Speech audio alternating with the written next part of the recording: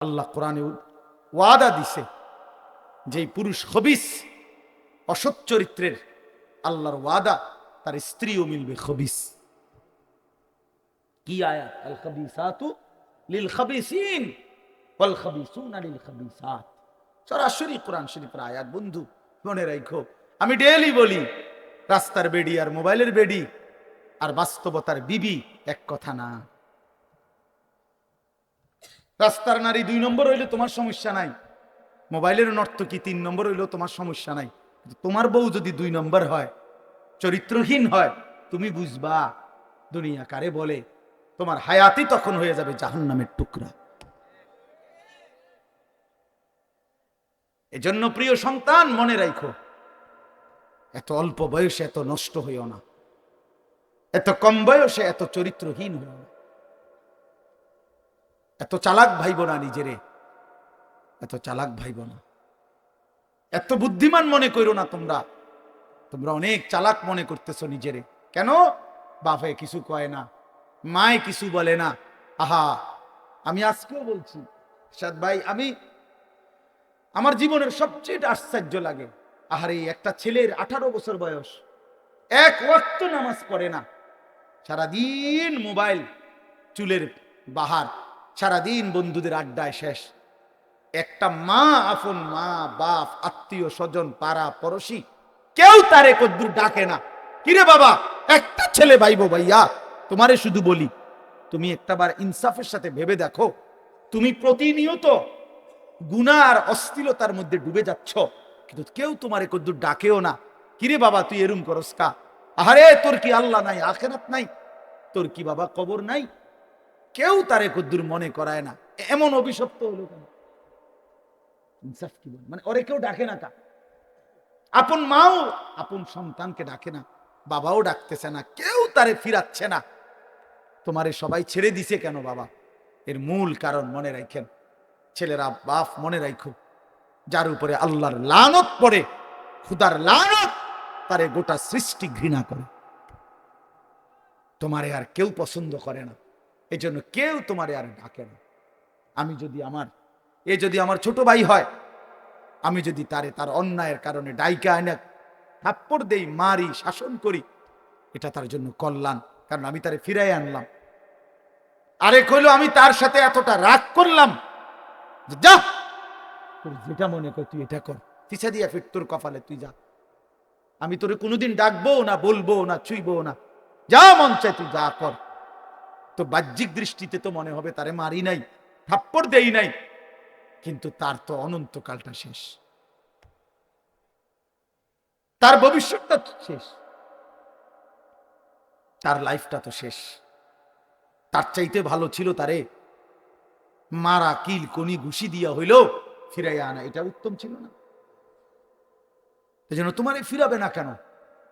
তোমরা যারা সারা দিন রাত এক ওয়াক্ত নামাজ পড়ো না, কোনোভাবেই আল্লাহ আখিরাত পরকালের কিছুই বুঝো না, এমন অভিশপ্ত, মাত্র 18 বছর বয়সে খোদার গজব পড়লো তোমার উপরে, আল্লাহর লানত পড়লো কেন? 18 বছর বয়সে এত বড় নাফরমান হয়ে গেল কেন? 20 বছর বয়স না হইতেই বাবা তুমি এত বড় আল্লাহর অভিশপ্ত বান্দা হইয়া গেল কেন, যে কেউ তোমার আর পছন্দ করে না, কেউ ডাকে না? আমি একটু আগেও বলছি বয়ানে, আমার মার বয়স 75 বছর, আমার আম্মার বয়স, আমার বয়স 44 বছর। আমি আজকে 21 বছর ওয়াজ মাহফিলের এই জিন্দিগি আমার, আলহামদুলিল্লাহ। আমার 4টা সন্তান আছে বাবা, আমার 4টা ছেলে মেয়ে আছে। আমার এই 44 বছর বয়সেও আমার আম্মা 75 বয়স্ক মহিলা, এখনো আমার মা আমারে কথা হইলেই বলে, হুত নামাজ পড়ছুনি? খোদার কসম, মা আমারে এখনো জিগায়, ফুত নামাজ পড়ছুনি? নামাজ পড়ছো? আমার সন্তানদেরকে দেখলো জিগায়, নাতি নামাজ পড়ছুনি? আমার মা আমারে আজও বলে, হুত কত হানে ওয়াজে যাও, মানুষের লোকে চাইও টাকা পয়সা লইয়া, কি করো না, কষ্ট দিও না, ঝামেলা করো না। কতবার যে কইছে মা আমার এই কথা, এটা শতবার কইছে মা আমারে, আমার এই জীবনে। কিরে ভাইয়া, 75 বছর বয়স্ক মা তো আমার 44 বছর বয়সী সন্তানকে আজও ডাকে যে ফুত নামাজ পড়ছুনি, তোমার বয়স মাত্র 18 বছর, তোমারে কেন কেউ ডাকে না? তোমার জীবন এত বড় অভিশপ্ত হলো কেন? নুয়াল্লিহি মা তাওয়াল্লা ওয়া নুসলিহি জাহান্নাম ওয়া সাআত মাসীরা। আল্লাহ বলে, আমার যে বান্দা আমার রাসূলের বিরুদ্ধাচরণ করবে এবং আমার ঈমানদার মুমিনদের পথ থেকে উল্টো পথে চলবে, আল্লাহর কসম আল্লাহ বলে, নুয়াল্লিহি মা তাওয়াল্লা, আমি তাকে সেই উল্টো পথেই চালাবো, ওয়া নুসলিহি জাহান্নাম, একদিন তাকে জাহান্নামেই ফেলে দেব,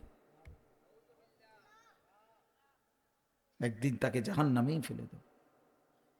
ওয়ালা তাকুনু কাল্লাযীনা নাসুল্লাহ ফাআনসাহুম আনফুসাহুম। রব্বুল আলামিন বলেন, ঈমানদার, আমি আল্লাহকে এতটা ভুলে যেও না।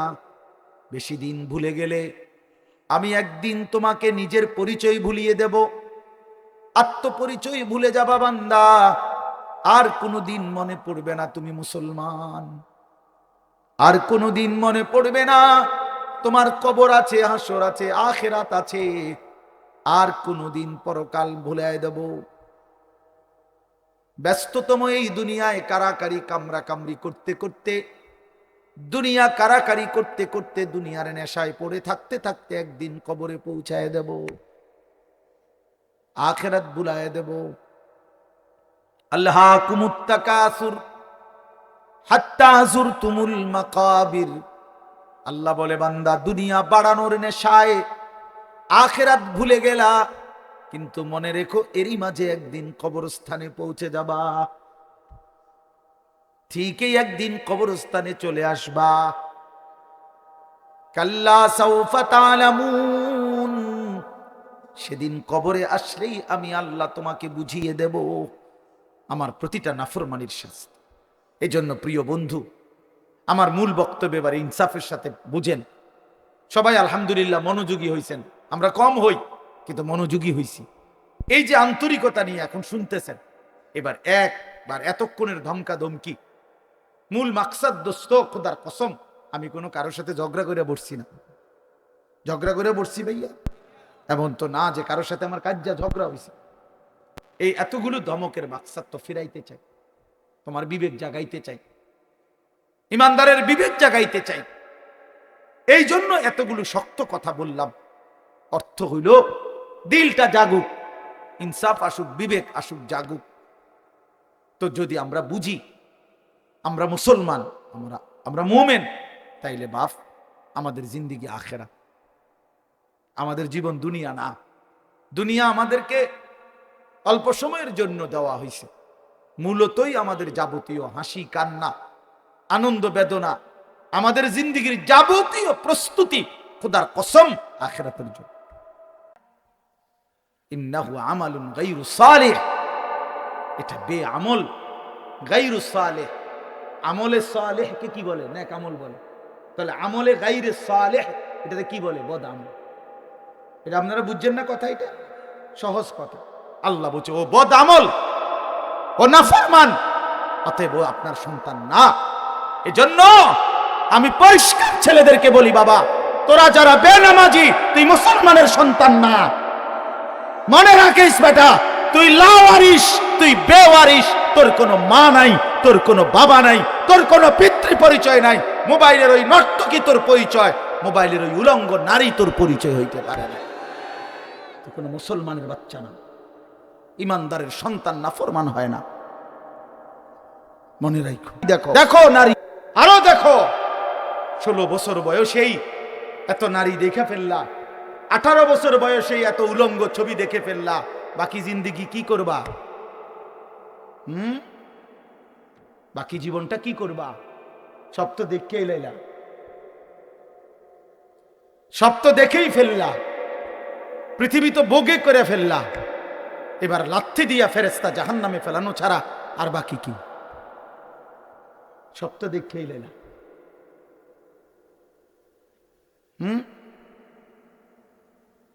হালাল স্ত্রীর ভালোবাসা তো আর মিলবে না, পবিত্র স্ত্রী তো আর মিলবে না। আল্লাহ কোরআনে ওয়াদা দিছে, যেই পুরুষ খবিস, অসৎ চরিত্রের, আল্লাহর ওয়াদা তার স্ত্রীও মিলবে খবিস। কি আয়াত? আল খাবিসাতু লিল খাবিসিন ওয়াল খাবিসুনা লিল খাবিসাত। সরাসরি কোরআন শরীফের আয়াত। বন্ধু মনে রাখো, আমি ডেইলি বলি, রাস্তার বেডি আর মোবাইলের বেডি আর বাস্তবতার বিবি এক কথা না। রাস্তার নারী 2 নম্বর হইলে তোমার সমস্যা নাই, মোবাইলের নর্তকী 3 নম্বর হইলেও তোমার সমস্যা নাই। তোমার বউ যদি 2 নম্বর হয়, চরিত্রহীন হয়, তুমি বুঝবা দুনিয়া কারে বলে। তোমার হায়াতই তখন হয়ে যাবে জাহান্নামের টুকরা। এজন্য প্রিয় সন্তান মনে রাখো, এত অল্প বয়সে এত নষ্ট হইও না, এত কম বয়সে এত চরিত্রহীন হইও না, এত চালাক ভাইব না নিজেরে, এত চালাক ভাইব না, এত বুদ্ধিমান মনে করো না। তোমরা তোমরা অনেক চালাক মনে করতেছো নিজেরে। কেন? বাপে কিছু কয় না, মায়ে কিছু বলে না।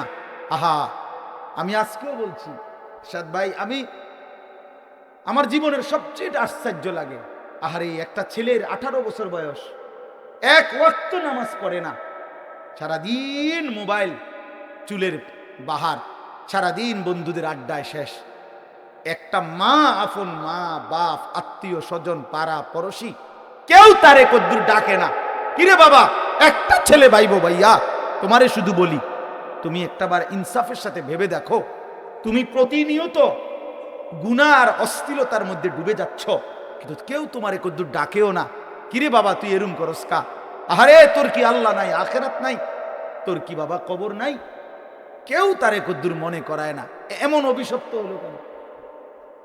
ইনসাফ কি বল, মানে ওরে কেউ ডাকে না কা? আপন মাও আপন সন্তানকে ডাকে না, বাবাও ডাকতেছে না, কেউ তারে ফিরাচ্ছে না। তোমারে সবাই ছেড়ে দিছে কেন বাবা? এর মূল কারণ মনে রাখেন, ছেলেরা বাপ মনে রাখো, যার উপরে আল্লাহর লানত পড়ে, খুদার লানত, তারে গোটা সৃষ্টি ঘৃণা করে। তোমারে আর কেউ পছন্দ করে না, এই জন্য কেউ তোমারে আর ডাকে না। যদি আমার ছোট ভাই হয়, আমি যদি তার অন্যায়ের কারণে ডাইকা আনে থাপ্পড় দেই, মারি, শাসন করি, এটা তার জন্য কল্যাণ, কারণ আমি তারে ফিরাই আনলাম।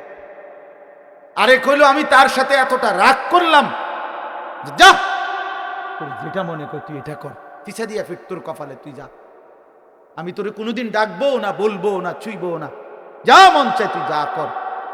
তো বাহ্যিক দৃষ্টিতে তো মনে হবে তারে মারি নাই, থাপ্পড় দেই নাই, কিন্তু তার তো অনন্তকালটা শেষ,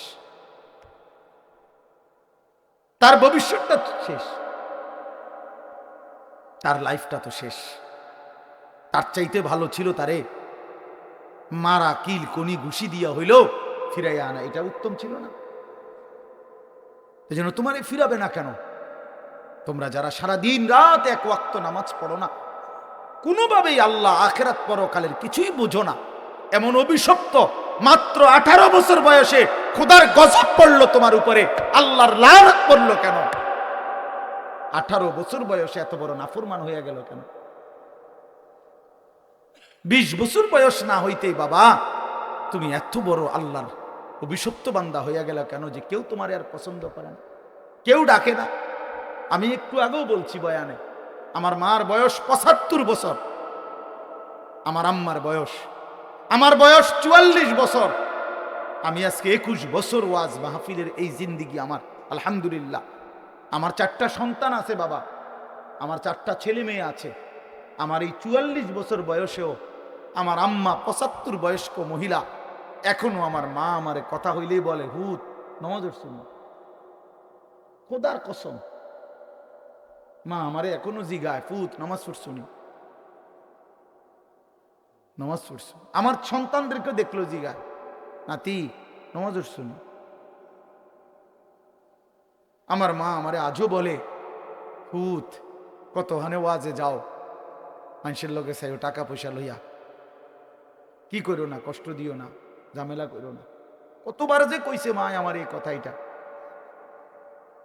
শতবার কইছে মা আমারে আমার এই জীবনে। কিরে ভাইয়া, 75 বছর বয়স্ক মা তো আমার 44 বছর বয়সী সন্তানকে আজও ডাকে, যে ফুত নামাজ পড়ছো নি, তোমার বয়স মাত্র 18 বছর, তোমারে কেন কেউ ডাকে না? তোমার জীবন এত বড় অভিশপ্ত হলো কেন? নুয়াল্লিহি মা তাওয়াল্লা ওয়া নুসলিহি জাহান্নাম ওয়া সাআত মাসীরা।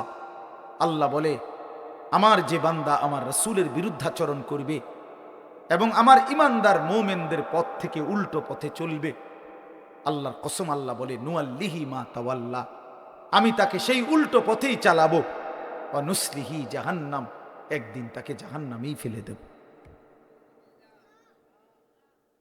একদিন তাকে জাহান্নামেই ফেলে দেব। ওয়ালা তাকুনু কাল্লাযীনা নাসুল্লাহ ফাআনসাহুম আনফুসাহুম। রব্বুল আলামিন বলেন, ঈমানদার, আমি আল্লাহকে এতটা ভুলে যেও না। বেশি দিন ভুলে গেলে আমি একদিন তোমাকে নিজের পরিচয় ভুলিয়ে দেব, আত্মপরিচয় ভুলে যাবা বান্দা, আর কোনোদিন মনে পড়বে না তুমি মুসলমান, আর কোনোদিন মনে পড়বে না তোমার কবর আছে, হাসর আছে, আখিরাত আছে, আর কোনোদিন পরকাল ভুলে দেব। ব্যস্ততম এই দুনিয়ায় কারাকারি কামরা কামরি করতে করতে, দুনিয়া কারাকারি করতে করতে, দুনিয়ার নেশায় পড়ে থাকতে থাকতে একদিন কবরে পৌঁছায় দেব, আখিরাত ভুলায় দেব। আল্লাহকুমুত তাকাসুর হাত্তা যুরতুমুল মাকাবির। আল্লাহ বলে, বান্দা, দুনিয়া বাড়ানোর নেশায় আখিরাত ভুলে গেলা, কিন্তু মনে রেখো এরই মাঝে একদিন কবরস্থানে পৌঁছে যাবা, ঠিকই একদিন কবরস্থানে চলে আসবা। কাল্লা সাউফা তা'লামুন, সেদিন কবরে আসলেই আমি আল্লাহ তোমাকে বুঝিয়ে দেব আমার প্রতিটা নাফরমানির শাস্তি। এজন্য প্রিয় বন্ধু, আমার মূল বক্তব্য এবার ইনসাফের সাথে বুঝেন। সবাই আলহামদুলিল্লাহ মনোযোগী হয়েছেন, আমরা কম হই কিন্তু মনোযোগী হইছি। এই যে আন্তরিকতা নিয়ে এখন শুনতেছেন, এবার একবার এতক্ষণের ধমকা ধমকি, মূল মাকসাদ, দোস্ত খোদার কসম, আমি কোনো কারোর সাথে ঝগড়া করে বসছি না। ঝগড়া করে বসছি ভাইয়া এমন তো না যে কারোর সাথে আমার কাজ্জা ঝগড়া হয়েছে। এই এতগুলো ধমকের মাকসাদ তো ফিরাইতে চাই, তোমার বিবেক জাগাইতে চাই, ইমানদারের বিবেক জাগাইতে চাই। এই জন্য এতগুলো শক্ত কথা বললাম। অর্থ হইল দিলটা জাগুক, ইনসাফ আসুক, বিবেক আসুক, জাগুক। তো যদি আমরা বুঝি আমরা মুসলমান, আমরা মুমিন, তাইলে বাপ আমাদের জিন্দিগি আখেরা, আমাদের জীবন দুনিয়া না। দুনিয়া আমাদেরকে অল্প সময়ের জন্য দেওয়া হয়েছে, মূলতই আমাদের যাবতীয় হাসি কান্না আনন্দ বেদনা, আমাদের জিন্দিগির যাবতীয় প্রস্তুতি খোদার কসম আখিরাতের জন্য, আখিরাতের জন্য। আমাদের সত্যিকার অর্থে আমরা একটা মিনিট, আমার শায়েখ আরিফ বিল্লাহ হাকিমুন নফস আল্লামা মুফতি মুশতাকুন নবী কাসিমি হুজুর আমার মাদ্রাসায় কয়দিন আগে বয়ান করছিলেন। 8ই ফেব্রুয়ারি আমি আমার মাদ্রাসায় কিশোর যুবক ছেলেদের জন্য আলাদা ইসলাহি মজলিসের আয়োজন করছিলাম বয়ানের। 16 বছর থেকে 30 বছর বয়সী, শুধু এই বয়সী ছেলেদের জন্য প্রায় 600 ছেলে উপস্থিত হয়েছিল। তখন হজরত বলছিলেন ওইখানে বয়ানে যে, ভাইয়া, আমাদের জিন্দিগি দুইটা, আমাদেরকে আমাদের আল্লাহ দুনিয়া ছাড়তে বলে নাই, আখিরাত ভুলতে বলে নাই, দুনিয়া বাদ দিতে বলে নাই। আল্লাহ ওয়ালা তানসা নাসিবাকা মিনাদ দুনিয়া, আল্লাহ বলছে, বান্দা, দুনিয়া ভুলে যেও না। আমি বাজার, ব্যবসা, হাট ঘাট, চাকরি, ক্ষেত খামার, স্ত্রী, সন্তান, ঘর পরিবার, ঘুম, আহার, নিদ্রা, আমি কোনোটাই বাদ দিতে বলি নাই বান্দা, ছাড়তে বলি নাই। আমি আল্লাহ তোমাদের জিন্দিগি বানাইছি দুইটা, একটা হলো দুনিয়া আর একটা হলো আখেরাত। দুনিয়া তুমি কর্ম করবা আর আখেরাতের জন্য আমল করবা। দুনিয়া কর্ম, আখেরাত তোমার ধর্ম। দুনিয়ার জন্য করবা কর্ম, আখেরাতের জন্য করবা ধর্ম। তো ধর্ম এবং কর্ম, কর্ম এবং ধর্ম মিলবে, তোমার গন্তব্য জান্নাতি হবে। তাইলে এখন হুজুর একটা আশ্চর্য সুন্দর কথা কইছে যে আল্লাহ বলছে, বান্দা, দুনিয়া তোমার কর্ম, আখেরাতের জন্য তোমার ধর্ম। কিন্তু আখেরাত লম্বা সময়, দুনিয়া স্বল্প সময়। নবীজি সাল্লাল্লাহু আলাইহি সাল্লাম বলছেন, একটা সাগরের মধ্যে যদি কেউ নিজের আঙ্গুল সুবায় ভিজায়, তো আঙ্গুলের অগ্রভাগে যেটুকু পানি, এইটুকুই হলো দুনিয়া, আর সাগরের বাকিটা পানি আখিরাত। তাইলে আখিরাত লম্বা না দুনিয়া লম্বা বলেন? কিন্তু মজার বিষয় হলো, লম্বা হইল আখিরাত, স্বল্প হইল দুনিয়া। কিন্তু আল্লাহ তাআলা আমার হায়াত, আমার সময় স্বল্প দুনিয়ার জন্যই দিছেন বেশি, আর অনন্তকালের আখিরাতের জন্য আমল চাইছেন অল্প অল্প। সকাল 6টা বাজে 4 রাকাত ফজরের নামাজ, তাহলে 10 মিনিটের বিষয়। আবার দুপুর 1:30টা বাজে 10 রাকাত জোহরের নামাজ, 20 মিনিটের সময়। তাইলে ধরে নিলাম সকাল 6টার পরে 7টা, 8টা, 9টা, 10টা, 11টা, 12টা, 1টা, প্রায় 7.5 ঘন্টা পরে আবার 20 মিনিট। তাহলে সকালের 10 মিনিট আর দুপুরের 20 মিনিট, এই হলো 30 মিনিট মনে করেন আখিরাতের জন্য, আর 7.5 ঘন্টা আমার দুনিয়ার কর্মের জন্য। তাহলে স্বল্প সময়ের দুনিয়ার জন্য আমারে সুযোগ দিলেন বেশি, অনন্তকালের আখিরাতের জন্য আমলের জন্য চাইলেন আমার কাছে অল্প সময়। এটাও আল্লাহর জন্য আমরা দেব না? এটা ইনসাফ হইল? এটা বিবেকের দাবি হইল ভাইয়া? অতএব আমি অনুরোধ করছি, মেহেরবানি করে আমরা ভাবতে শিখি। আরে এই বাচ্চা লাগাই দিলেন কেন আপনারা, আবার নামাই দিলেন কেন? তাইলে শেষ, আমার কথা শেষ, আর অল্প একটু কথা। তাইলে আমি বলতে চাচ্ছি, আমরা যদি বুদ্ধিমান হইতাম, তাইলে দুনিয়া আমাদের সুন্দরী চলে। আখিরাত সাথে নিলে দুনিয়া লস হয় না। আখিরাত সাথে নিলে 5 ওয়াক্ত নামাজ যদি কেউ মজবুত সিদ্ধান্ত নেয়, এটা কঠিন কিছু না। হালাল উপার্জনের কেউ সিদ্ধান্ত নিলে এটা কঠিন কিছু না। চরিত্র হেফাজতের সিদ্ধান্ত নিলে খোদার কসম এটা কিছুই না। আল্লাহ তাআলা হাদিসে কুদসিতে আছে, ওয়াদা দিছে, কেউ যদি আমি আল্লাহর ভয়ে চোখ হেফাজত করে, আমি তার দিলের মধ্যে ইমানের এমন স্বাদ দেব যে নগদ ইমানের মজা সে পাইতে থাকবে। খোদার কসম, এটা হাদিস। মান তারাকাহা মাখাফাতি আবদালতুহু ঈমানান ইয়াজিদু হালাওয়াতাহু ফি কলবি। তাহলে গুনাহ ছেড়ে দিলে, আল্লাহকে মেনে নিলে, আল্লাহর ইবাদত করিলে খুব কঠিন কিছু না, খুব কঠিন কিছু না। এই জন্য প্রিয় ভাই আমার, বাপ আমার, এই শেষ বেলায় আমি এই অনুরোধটাই করতে চাই, আমরা যদি বুঝি আখিরাত আমাদের জিন্দেগি, পরকালের জন্যই আমাদের প্রস্তুতি, তাইলে আমাদের প্রস্তুতির আখিরাত সাজাইবার সবচেয়ে সুন্দর সিজন, শ্রেষ্ঠতম মাস মাহে রমজান। মাহে রমজান আমাদের সামনে একদম মুখোমুখি, শাহরু রমাদান, রমজান মাস। এই রমজান মাসটাকে কদর করার কথা আমি বলতে চাই, এটাই আমার শেষ আহ্বান।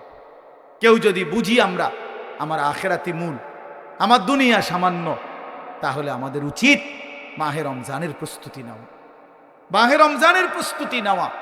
মাহে রমজান, আল্লাহ নিজের এই যে প্যান্ডেল আপনারা সাজাইছেন সুন্দর করে মাহফিলের জন্য, খোদার কসম আল্লাহ তাআলা বলে, বান্দা, রমজান আমি নিজ হাতে সাজিয়েছি আমার বান্দাকে জান্নাত দেওয়ার জন্য, জাহান্নাম থেকে বাঁচাবার জন্য। যদি বলি আল্লাহ কেমনে সাজাইলেন, আল্লাহ তাআলা বলেন, শুনো, আমার সাজানোটা তোমরা শুনো। 1, আমি আল্লাহ জান্নাতের সব দুয়ার খুলে দিয়েছি। 2, জাহান্নামের দরজাগুলো বন্ধ করে দিয়েছি। 3, সমস্ত শয়তান এবং দুষ্ট জিন শেকলে বন্দী করে দিয়েছি। এবার আসো রমজানের ভিতরে, আমি আল্লাহ তাআলা রমজানের প্রথম দশক রহমত দ্বারা সাজিয়েছি, মাঝের দশক মাগফিরাত দ্বারা সাজিয়েছি, শেষ দশক নাজাত দ্বারা সাজিয়েছি। এবার আসো ইবাদত, সারা বছরের ইবাদতের সাথে আমি আরো নতুন নতুন কতগুলো ইবাদত রমজানে যোগ করেছি।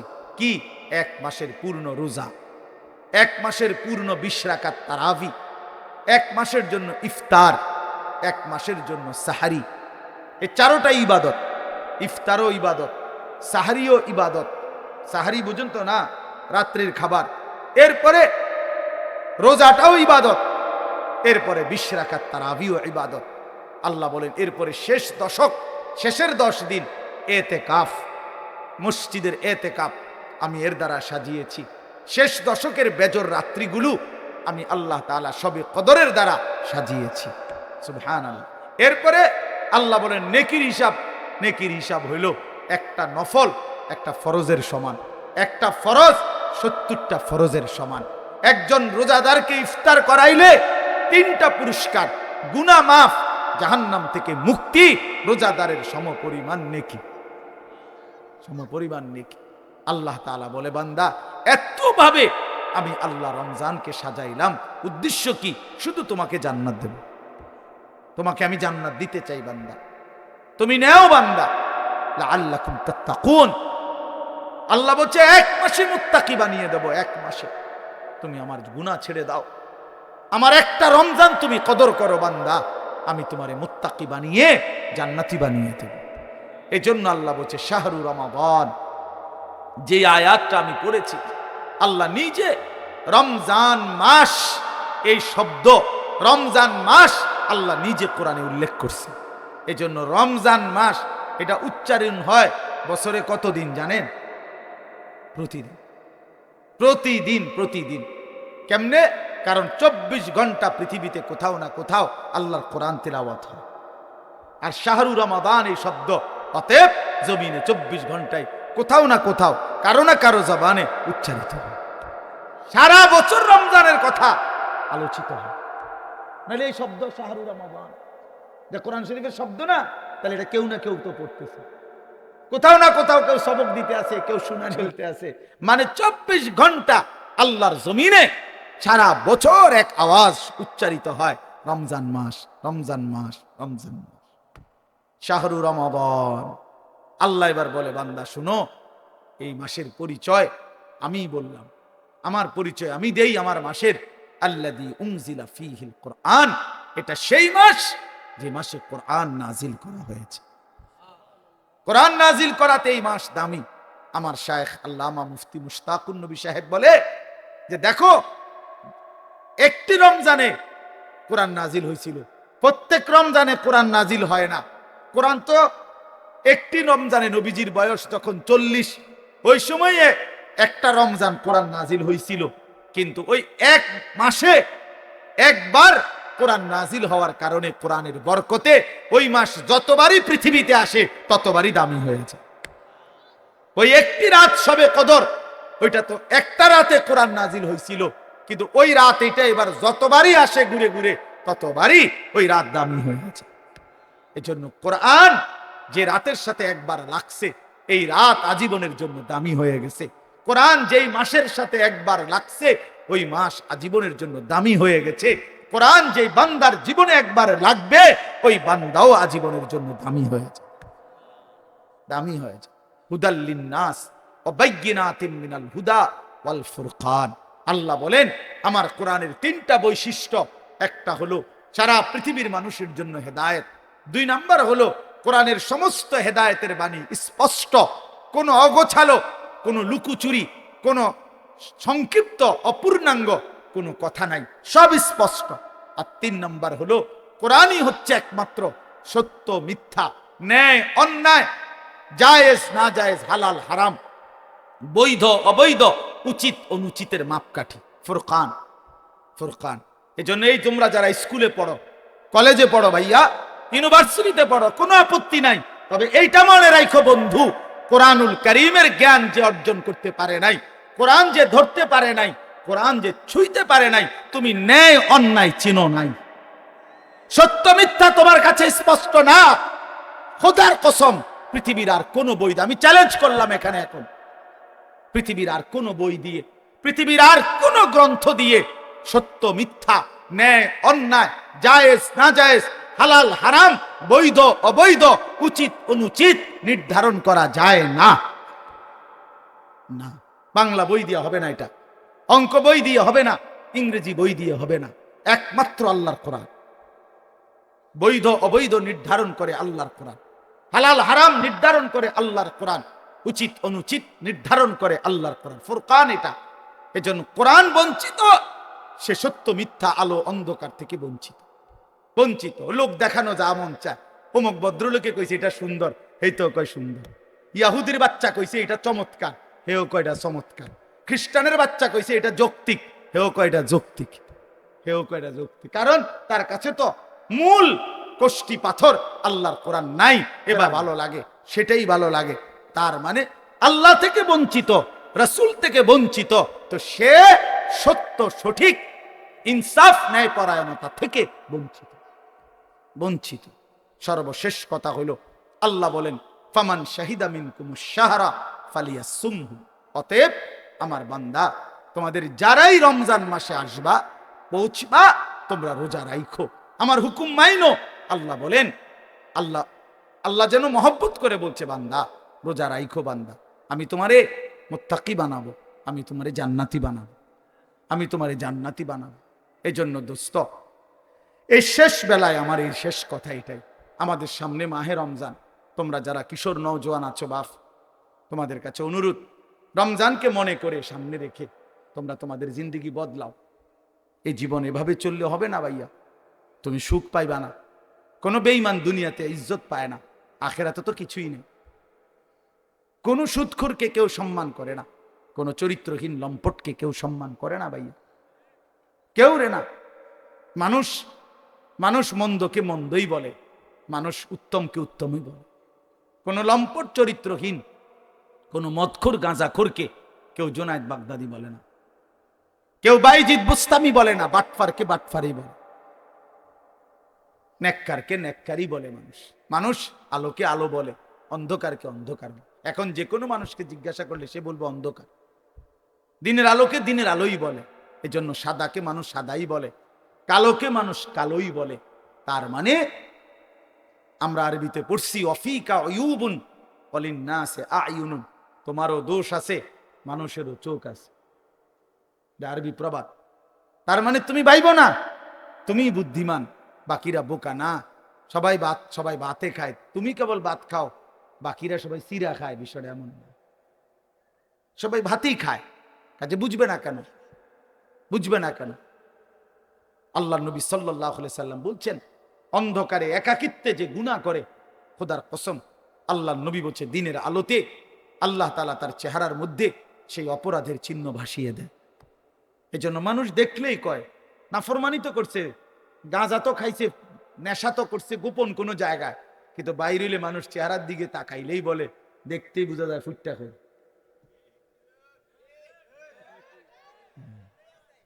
ফুটটা খোর, বাবা খোর, ডাইল খোর।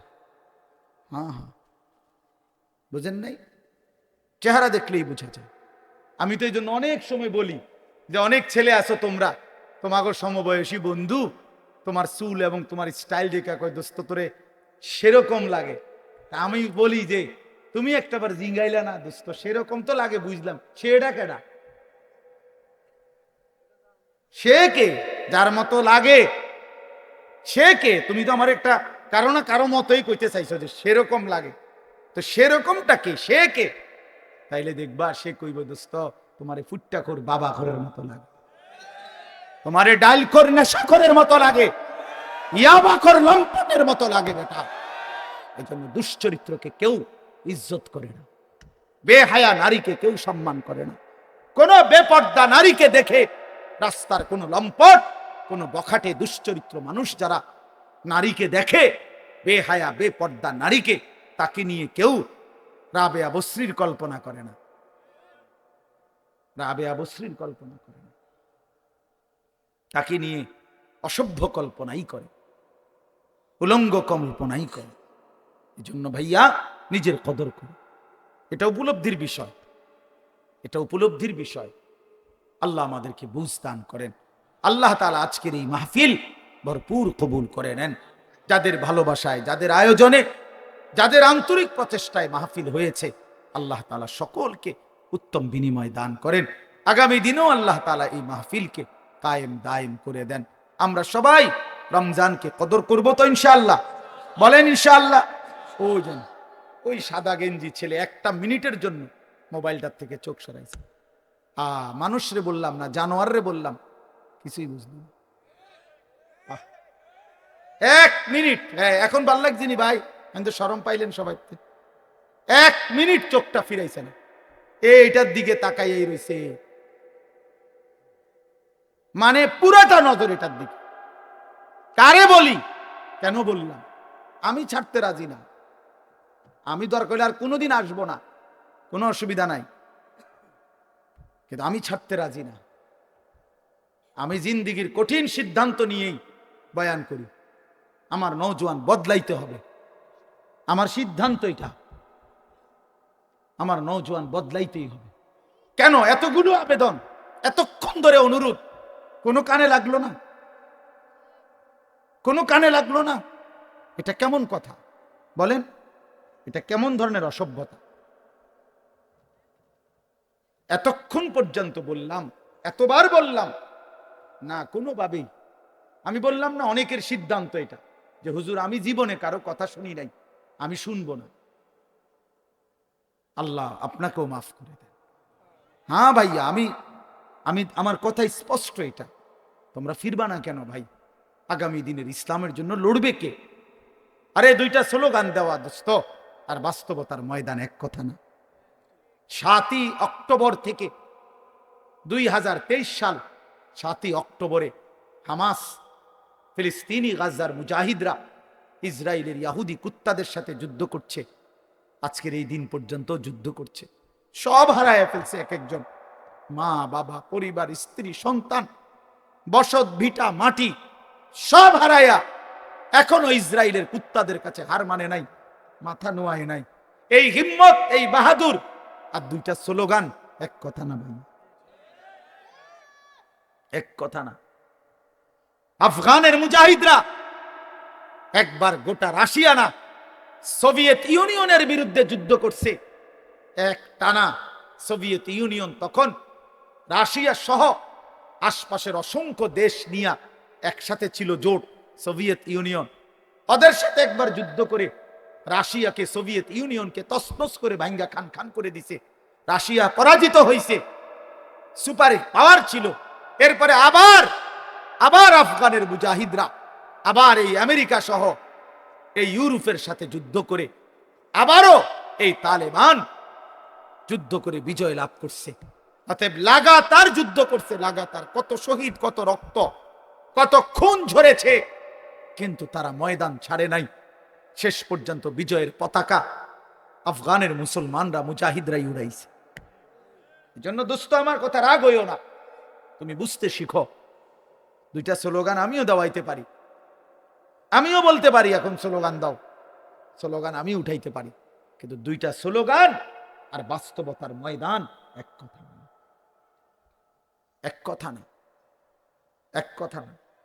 তোমার কপালে সেজদা নাই, তোমার জিন্দিগিতে নামাজ নাই, তোমার চরিত্রের কোনো পবিত্রতা নাই, তুমি ইমানদারের সৈনিক হিসাবে টিকতা না, তুমি পারতা না, তুমি মাহাদির পক্ষে লড়তে পারতা না, তুমি ময়দানে যুদ্ধে টিকে থাকতে পারবে, টিকে থাকতে পারবে। এজন্য সেজদা লাগবে। হ্যাঁ হ্যাঁ, টিকে থাকতে হবে ভাইয়া। আমি অনুরোধ করছি, নওজোয়ান ইচ্ছা করলে পারে, নওজোয়ান ইচ্ছা করলে সম্ভব। কারণ আল্লাহ তাআলা কোরআনে আছে, শক্তি আল্লাহ কেবল দিছেনই যুবকের। কসম, কোরআন শরীফ আল্লাহ বলছে শিশুকাল দুর্বল, বৃদ্ধকাল দুর্বল, তো শক্তি কোথায়? আল্লাহ বলছে যৌবন। তাহলে শক্তি দিছেনই আল্লাহ কারে? নওজোয়ান। নওজোয়ান রে, নওজোয়ান যখন বুক সোজা করে দাঁড়াইছে যে গুলি আরো হোক, আমরা দাঁড়ানোর থেকে সরব না, শেষ পর্যন্ত জালেম গাঁটটি লইয়া পলায়া গেছে, গাঁটটি লইয়া পলায়া গেছে। কিশোর নওজোয়ান যখন দাঁড়াইছে বুক সোজা করে, তখন বেঈমান জালেম পলাইছে। দেখছেন না? এটা সাংঘাতিক ব্যাপার, সাংঘাতিক। যুবক পারে, আল্লাহ তাআলা শক্তি দিছেন যৌবনে, শক্তি দিছেন। এই মহল্লার যুবক ছেলে যদি চায়, প্রত্যেকের হাতে হাতে মদের বোতলও পৌঁছাইতে পারবে। আবার এরা যদি চায়, প্রত্যেকের হাতে নামাজের মুসল্লাও তুলে দিতে পারবে। আমি একটা ছোট্ট উদাহরণ বলি, আমার এরশাদ ভাই মনে করাই দিছে আমারে। আমি প্রতি বছর একটা জায়গায় যাই, চট্টগ্রাম সন্দ্বীপ একটা জায়গা আছে, বঙ্গোপসাগর পার হয়ে স্পিড বোট দিয়ে যাইতে হয়। আমরা প্রতি বছর ওইখানে মাহফিলে যাই।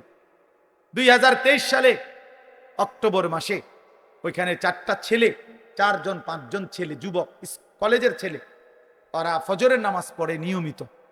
তো এরা একদিন ফজরের নামাজের পরে সবসময় তারা সাগরের পাড়ে হাঁটে। তাদের দ্বীপের পাশ, তাদের বাড়ির পাশেই তো সাগর। তো একদিন তারা 4-5 জনে বলতেছে নিজেরা নিজেরা যে দোস্ত আমরা না হাইটা চলো ফজরের নামাজের সময় আমাদের বন্ধুদেরকে জাগাই, আরো কিছু বন্ধুদেরকে ফজরের নামাজ অভ্যস্ত করি। এই 4-5 জন ছেলে সিদ্ধান্ত নিছে যে কোন কোন এলাকায় যাবে, কেমনে কি করবে, একটা নকশা তৈরি করছে নিজেরা, এটা লিখবে কোথায়। তারা নিজেরা আমার বলতেছে হুজুর কাগজ পাচ্ছিলাম না তখন সকালবেলা ফজরের পর, তো পরে সাগরের পারে একটা সিগারেটের প্যাকেট নিয়া, সিগারেটের প্যাকেট উল্টাইয়া, ওই জায়গাটা তো সাদা বুঝেন নাই, ওইখানে আমরা আমাদের পরিকল্পনাটা লিখছি। লিখা এরপরে আমরা পরের দিন থেকে কাজ করছি। গত বছর নভেম্বরে 24 সালের 19 তারিখ আমি সেই সন্দ্বীপে মাহফিলে যাওয়ার পরে তারা আমার আগেই বলছে যে হুজুর আপনার মাহফিল রাত্রে যেখানে, মানে এই যেমন এখন মাহফিল করলাম, তো এই প্যান্ডেলেই ফজরের পরে আমগো মাহফিল, হেদের মাহফিল আলাদা, এটা ফজরের বাদে মাহফিলেই ফজরের বাদ। বলছে ওয়াইজ আমনে একজনই, ঠিক আছে ওইখানে থাকতে হয়, রাত্রে আসার সিস্টেম নাই, গাড়িতে স্পিড বোট দিয়ে আইতে হয়। ফজরের পরে আমি দেখলাম ছেলেরা আসতেছে, সব কিশোর নওজোয়ান। এরপরে এই আধা ঘন্টার ভিতরে পুরাটা প্যান্ডেল 2টার সমান হইব, আমার মনে 3টার সমান হইব প্যান্ডেল, পুরা প্যান্ডেল পুরা। আমি ওই ছেলে ঘরে বললাম কয়জন আপনাদের সদস্য, ওরা বলতেছে হুজুর এই 1 বছরের মেহনতে 4,500 ছেলে আমাদের লিস্টেড এখন ফজরের নামাজ জামাতে পড়ে। কসম করে যুবক চাইলে পারে, যুবক চাইলে গড়তে পারে, যুবক চাইলে নষ্ট করে দিতে পারে। নবীজির একজন 16 বছরের সাহাবী হযরত আবু বকর সিদ্দিকের আমলে যায়েদ ইবনে সাবিত, ওনাকে তিনি বলছিলেন কোরআন সংকলন করতে, কোরআন একত্র করতে। তো তিনি জিজ্ঞেস করছিলেন পারবানি এটা? তিনি বলছেন আমি চাইলে, আপনি বললে আমি পাহাড় কাইটা আরেক জায়গায় স্তূপ দিতে পারি। পারতাম না কেন? নওজোয়ান পারবে না তো পারবে কে? এই জন্য প্রিয় নওজোয়ান তোমাদেরকে বলি ভাইয়া, যারা এই মাহফিল সাজাইছো ভাই, তোমাদের কাছেও যুবক ভাই অনুরোধ, ফিকির করা দরকার। গতানুগতিক শুধু একটা মাহফিল না, এখানেই যেন শেষ হয়ে না যায়। তুমি আবার ভাবো তোমরা নওজোয়ানরা, এই সমাজের মানুষ, আমাদের ছেলেদেরকে কিশোরদেরকে নামাজি বানানোর জন্য আর কি করা যায়, আরো আরো পদক্ষেপ নেব। কিভাবে ফজরের নামাজ একে অপরকে ডাকা যায়, চেষ্টা করলে বুদ্ধি বের হবে, একসাথে বসলে বুদ্ধি বাইর হবে। আরো কিভাবে মানুষের সমাজের কল্যাণ 2 ভাবে হয়। এক হলো মানুষকে অন্ন, বস্ত্র, বাসস্থান, চিকিৎসা, শিক্ষা, সামগ্রী, বিভিন্ন এই পণ্য এগুলো দেওয়ার মাধ্যমেও মানব সেবা। আরেকটা হলো মানুষের জিন্দেগি পরিবর্তন করে দেওয়া, এটাও শ্রেষ্ঠতম মানব সেবা। এক ছেলে আল্লাহর রাস্তা পেয়ে গেছে, এক ছেলের নামাজের মজা পাইয়া গেছে, এটা অনেক বড় কল্যাণ। আল্লাহ আমাদের সন্তানদেরকে, আমাদের যুবকদেরকে কবুল করে নেন, আমিন। সুবহানাল্লাহি ওয়া বিহামদিহি, সুবহানাকাল্লাহুম্মা বিহামদিকা, আশহাদু আল্লা ইলাহা ইল্লা আনতা আস্তাগফিরুকা ওয়া আতুবু ইলাইক। আলহামদুলিল্লাহি রাব্বিল আলামিন। اللهم أنت السلام ومنك السلام، تباركت يا ذا الجلال والإكرام، يا أرحم الراحمين، يا أرحم الراحمين، يا أرحم الراحمين. ربنا ظلمنا أنفسنا وإن لم تغفر لنا وترحمنا لنكونن من الخاسرين. ربنا آتنا في الدنيا حسنة وفي الآخرة حسنة وقنا عذاب النار. رب ارحمهما كما ربياني صغيرا. ربنا هب لنا من أزواجنا وذرياتنا قرة أعين وجعلنا للمتقين إماما. مولاي كريم আপনি মাফ করে দেন, রব্বে করিম আপনি মাফ করে দেন, মেহেরবান মাওলা আপনি মাফ করে দেন। রাত অনেক গভীর মাওলা, অন্ধকার রজনী মাওলা, আমরা অল্প কয়েকজন নাফরমান গোলাম, গুনাহ আমাদের অনেক বেশি, নাফরমানি আমাদের অনেক বেশি মাওলা। আল্লাহ আপনি মাফ করে দেন। আযাব দিলে আপনার কোনো লাভ নাই, মাফ করে দিলে আপনার কোনো ক্ষতি নাই, মাফ করলে আপনার কমবে না, মাফ না পেলে আমাদের উপায় থাকবে না। আয় আল্লাহ, পেছনের জিন্দিগি মাফ করে দেন, আগামী জিন্দিগি সুন্দর করে দেন, ঈমান আমলের দৌলত দান করেন, ইজ্জত আফিয়ত দান করেন, তাকওয়া তহারত দান করেন, হিম্মত ইস্তেকামত দান করেন, দ্বীনের উপরে থাকার চলার তৌফিক দান করেন। আল্লাহ, আপনি কবুল করেন, মনসুর করেন।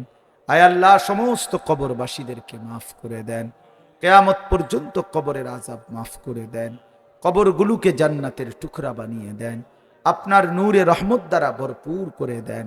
আল্লাহ, আমাদের জিন্দিগি সুন্দর করে দেন, সেজদাওয়ালা কপাল বানিয়ে দেন, কাঁদনেওয়ালা চোখ বানিয়ে দেন, জিকিরওয়ালা জবান বানিয়ে দেন, মোহাব্বতওয়ালা দিল বানিয়ে দেন। আল্লাহ, কিশোর যুবক ছেলেগুলোকে বদলে দেন, বদলে দেন, বদলে দেন। আপনি চাইলেই বদলে যাবে, আপনি না চাইলে কিছুই হবে না, আপনি না চাইলে কিছুই হবে না। আল্লাহ, আপনি জিন্দিগি বদলে দেন। আল্লাহ, আপনি হেদায়েত দান করেন, আপনি কবুল করে নেন। আল্লাহ, একটা যুবককেও বঞ্চিত করেন না।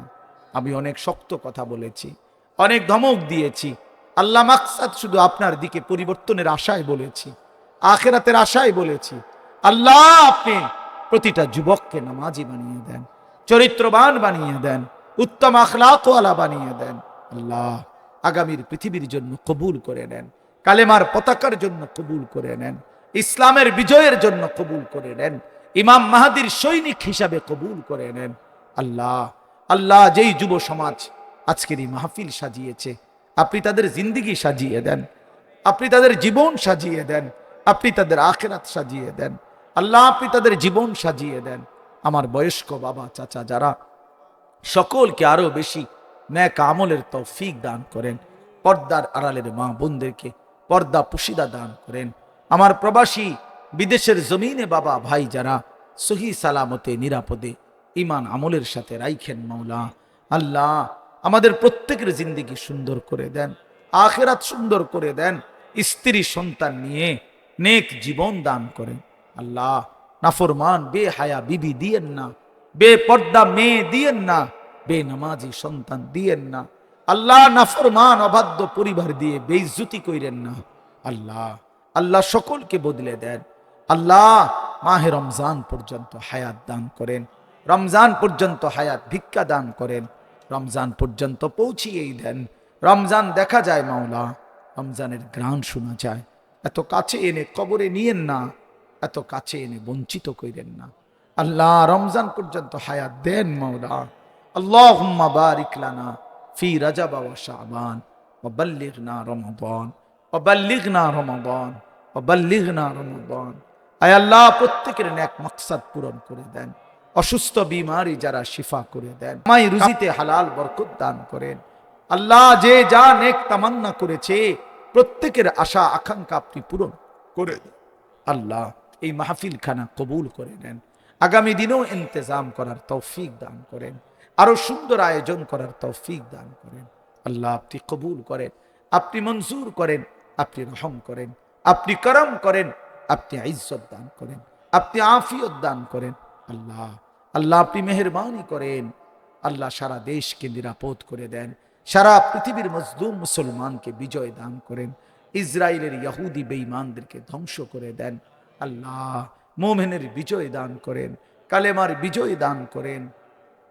রব্বির হামহুমা কামা রব্বায়ানি সগীরা।